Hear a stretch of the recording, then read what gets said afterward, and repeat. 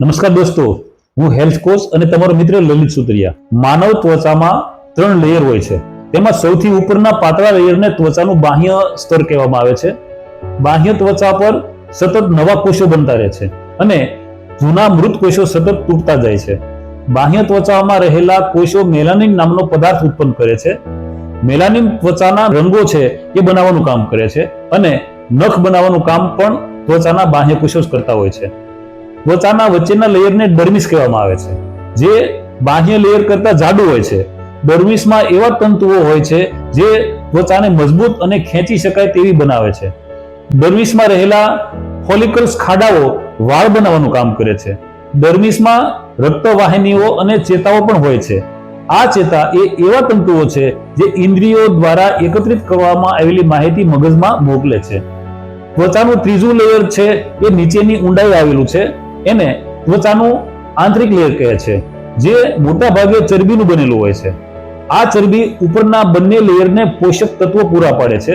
એ શરીરને ગાદી આપે છે, એમ જ ઠંડીથી કે ગરમીથી રક્ષણ પણ આપે છે. ત્વચાના કાર્યો જો જોવા જઈએ તો આપણું શરીર ત્વચા મારફત કેટલાક પદાર્થો મુક્ત કરે છે, જેમાં પરસેવાની ગ્રંથિઓ ત્વચાની સપાટી પરના નાના છિદ્રો મારફત પરસેવા નામનું પાણી યુક્ત પ્રવાહી મોકલે છે, જે શરીરને ઠંડુ રાખે છે.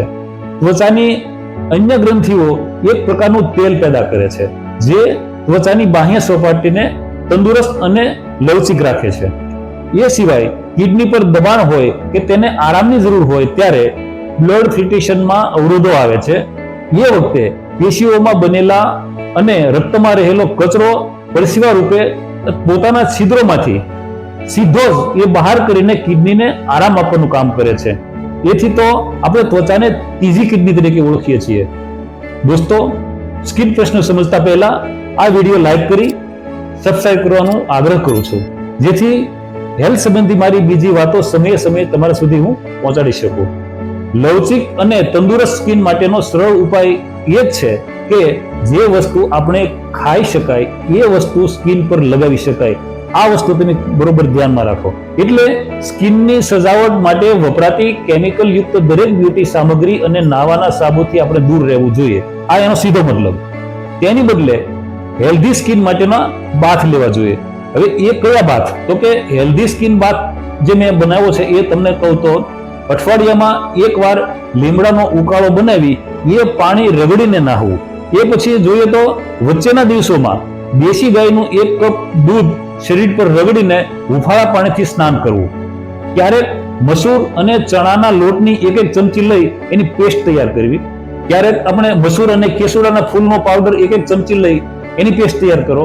આ બંને માટે શું કરવું? તો કે પ્રથમ શાવર લઈ એના પર કોઈ પણ એક પેસ્ટ શરીર પર રગડીને સ્નાન કરવું અને હળવા હાથે શરીર લૂછી અને એની ઉપર આપણે એલોવેરા માલિશ પણ કરી શકાય. હવે પછીના વિડીયોમાં સ્કિનના દોષો અને તેના ઔષધિ ઉપાય જોઈશું.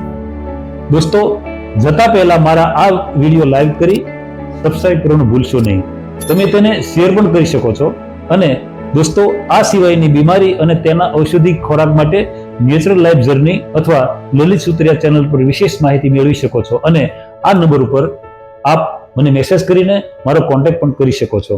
ધન્યવાદ.